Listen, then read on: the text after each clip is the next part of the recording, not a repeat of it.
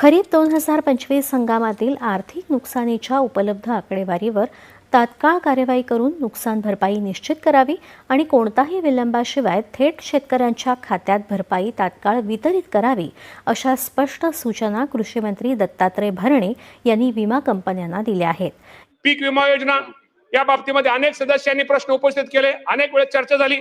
राज्यामध्ये पीक विमा योजना राबवण्यात असून या मागील 9 वर्षामध्ये साधारणतः 37,500 कोटीपेक्षा जास्त नुकसान भरपाई अध्यक्ष महोदय माझ्या शेतकरी बांधवांना देण्यात आलेली आहे. अध्यक्ष महोदय, पीक विमा योजना राबवताना मागील येणाऱ्या अडचणी व अनेक तक्रारी लक्षात घेता शेतकऱ्यांच्या हितासाठी उत्पादनावर आधारित सुधारित पीक विमा योजना राबवण्याचा निर्णय या राज्याचे मुख्यमंत्री देवेंद्र फडणवीस साहेब आणि दोन्ही उपमुख्यमंत्री आणि स्वर्गीय अजितदादा पवार साहेब यांच्या मार्गदर्शनाखाली पूर्वी घेण्यात आलेला आहे.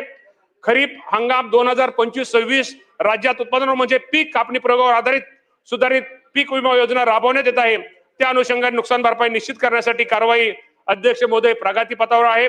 राज्यात बीड पॅटर्न 80-110 मॉडेलवर आधारित पीक विमा योजना राबवण्यात येत असून त्यात विमा कंपन्यांच्या नफ्यावर विमा हप्त्याच्या तुलनेत 20% पर्यंत निर्बंध घातलेले आहेत. त्यामुळे विमा कंपन्या अवाजवी नफा मिळवू शकत नाहीत.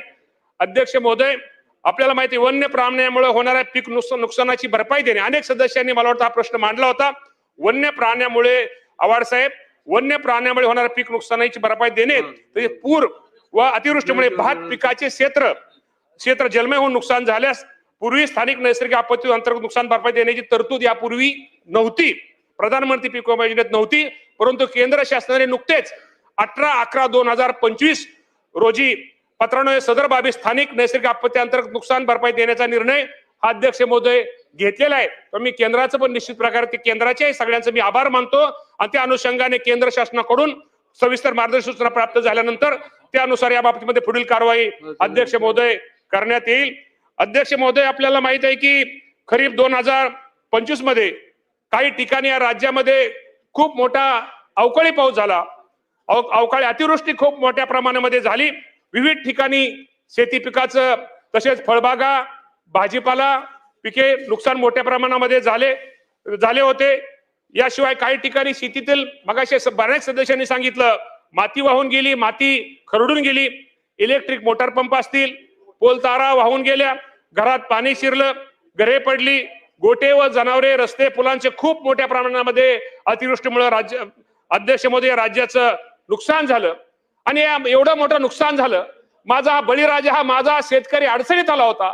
त्या माझ्या बळीराजाला मदत करण्यासाठी, या माझ्या बळीराजाला कुठेतरी आर्थिक पाठिंबा देण्यासाठी, आर्थिक त्याला हातभार लावण्यासाठी या राज्याचे मुख्यमंत्री देवेंद्र फडणवीस साहेब यांनी आम्हा सर्वांना, सर्व मंत्र्यांना आदेश दिले.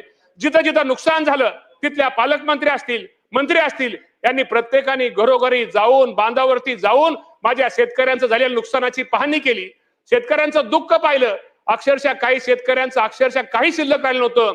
आणि माझ्या या अडचणीत आलेल्या शेतकऱ्याला, त्या माऊलीला कुठेतरी मदत केली पाहिजे, त्या माऊलीला कुठेतरी सहकार्य केलं पाहिजे. या भावनेनं आपल्या अध्यक्ष महोदय, आपल्याला माहिती आहे की साधारणतः या राज्यामध्ये 1,05,00,000 हेक्टर क्षेत्र हे त्यावेळेस बाधित झालं. अनेक मागास सांगितल्याप्रमाणे घराची पडझड झाली. अनेक या राज्यामध्ये माझ्या शेतकऱ्यांचं खूप मोठ्या प्रमाणात नुकसान झालं. या शेतकऱ्याला मदत करण्यासाठी या राज्याचे मुख्यमंत्री देवेंद्र फडणवीस साहेबांनी आणि आमच्या दोन्ही उपमुख्यमंत्र्यांनी 15,661 कोटी रुपयाची मदत ही माझ्या शेतकऱ्यांना निश्चित प्रकारे केली. त्याचप्रमाणे आपल्याला अध्यक्ष महोदय माहिती आहे की एनडीआरएफचे पूर्वीचे प्रचलित निकष हे माझ्या 2 हेक्टरचे होते.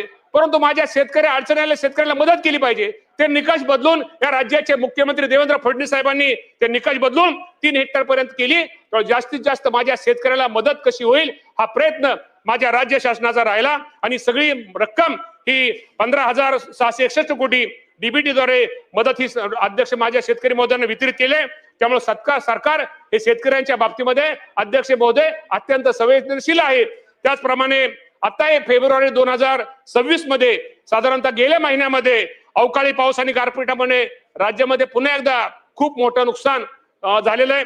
त्यामध्ये अनेक भागांचे पिकांचे व फळबागाचे नुकसान झाले असून प्राथमिक अहवालानुसार सुमारे 78,000 हेक्टर क्षेत्र बाधित झाले असून नुकसानीचे पंचनामे सुरू आहेत. सदर नुकसानीची मदत देखील शेतकऱ्यांना अध्यक्ष महोदय तातडीने देण्यात येईल. त्याचप्रमाणे अध्यक्ष महोदय आपल्या सर्वांना माहित आहे, खरं तर आपण सदस्यांना मी सर्व सदस्यांना या निमित्तानं सभागृहातल्या सगळ्या सदस्यांना सांगतो, कधी कधी आपल्याला कधी आकडा कधी लक्षात येत नाही.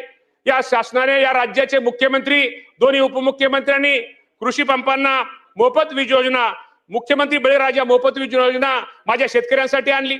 शेतकऱ्यांची खूप दिवसाची मागणी होती की आपल्याला माहिती आहे की शेतकऱ्यांचं वीज बिल जर थकलं तर तिथले अधिकारी तिथे जाऊन त्याचं विजेचं कनेक्शन तोडत होते. त्यामुळे माझं उभं पीक हे शेतकऱ्यांचं जळत होतं. त्यामुळे हातात तोडण्यात आलेला घास माझ्या राज्यातल्या शेतकऱ्यांचा हा निश्चितपणे जळल्यामुळे त्याचं नुकसान होत होतं. या माझ्या शेतकऱ्याला मदत केली पाहिजे, या माझ्या शेतकऱ्याला सहकार्य केलं पाहिजे. त्यामुळे या राज्याचे मुख्यमंत्री आणि दोन्ही उपमुख्यमंत्र्यांनी मुख्यमंत्री बळीराजा मोफत वीज योजनेच्या अंतर्गत जे माझ्या 7.5 हॉर्सपावर पर्यंत जे HP पर्यंत जे शेतकऱ्यांचे कृषी पंप आहेत त्यांना वीज पुरवठा घेण्याचा निर्णय हा माझ्या मुख्यमंत्री महोदयांनी सगळ्यांनी घेतला. त्यापूर्वी वीज न भरल्यामुळे मग सांगितल्याप्रमाणे त्यामुळं आज ह्या वर्षी जर विचार केला तर कृषी पंपांना मोफत वीज पुरवठ्यामध्ये फेब्रुवारी 2026 अखेर या सरकारने माझ्या मुख्यमंत्री बळीराजा मोफत योजनेअंतर्गत या सरकारने 32,765 कोटी रुपयाचं अनुदान हे माझ्या शेतकऱ्याला या मोफत वीजेच्या बाबतीत केलेलं आहे. या सरकार निश्चित प्रकारे आभार मानावेत. आणि ह्या वर्षीच्या अर्थसंकल्पात सरकारने 20,000 कोटीची भरीव अशी तरतूद माझ्या या शेतकऱ्यांसाठी वीज माफीसाठी केलेली आहे.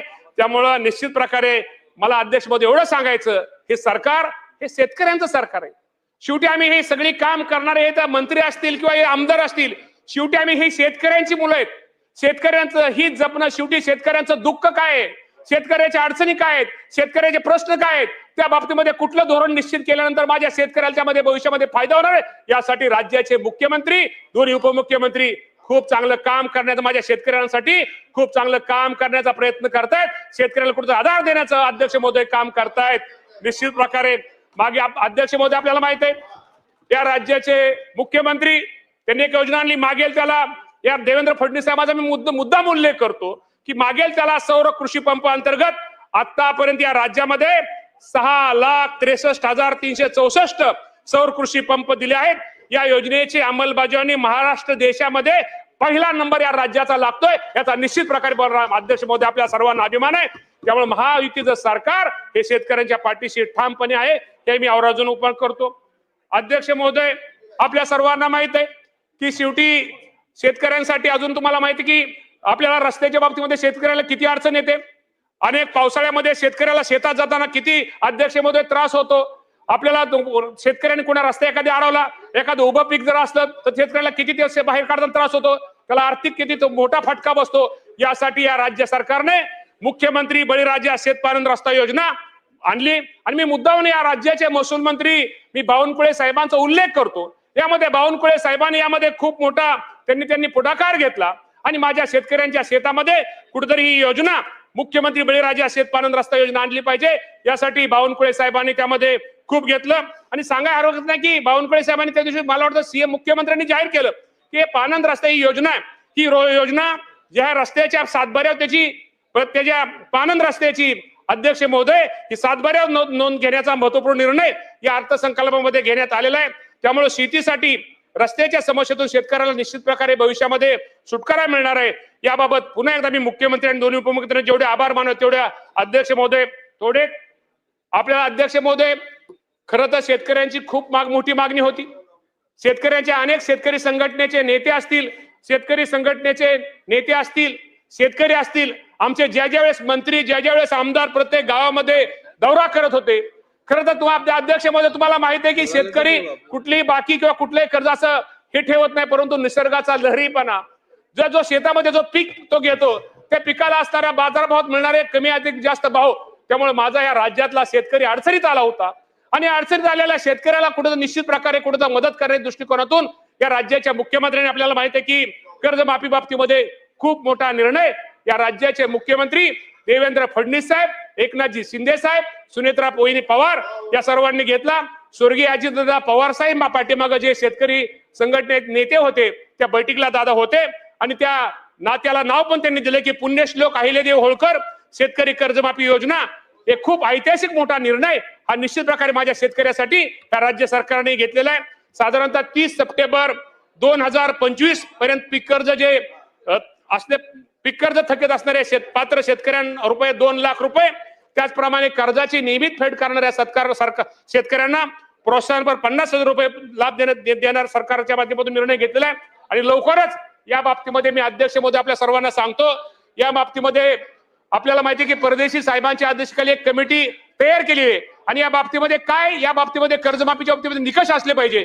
हे निकष हे निश्चित प्रकारे येणाऱ्या लवकरात लवकर निकषाची माहिती घेऊन या बाबतीमध्ये माझ्या या योजनेच्या माध्यमातून माझ्या जास्तीत जास्त शेतकऱ्याला कर्जमाफीचा कसा फायदा होईल या बाबतीमध्ये निर्णय निश्चित प्रकारे घेतला जाईल या बाबतीत. आणि दुसरा अध्यक्ष महोदय, आपल्याला माहिती आहे की या राज्य शासनाच्या वतीनं गोपीनाथ मुंडे शेतकरी सानुग्रहण योजना ही राबवली जाते. अध्यक्ष महोदय, आपल्या सर्वांना माहिती आहे की शेतकरी कुटुंबांना अपघातामध्ये मदत करणारी ही योजना शेतकरी सानुग्रहण योजना अधिक गतिशील करून शेतकऱ्यांना लवकरात लवकर लाभ देण्याकरता ही योजना पूर्वी ऑफलाईन होती. त्यामुळे शेतकऱ्यांना खूप अडचणी यायच्या. एखाद्या घरामध्ये एखादा माणूस गेला, एखादा शेतकरी गेला तर त्या घरामध्ये दुःख असायचं आणि त्यानंतर ऑफलाईन असल्यामुळे त्याला त्या प्रक्रियेला थोडा उशीर लागायचा.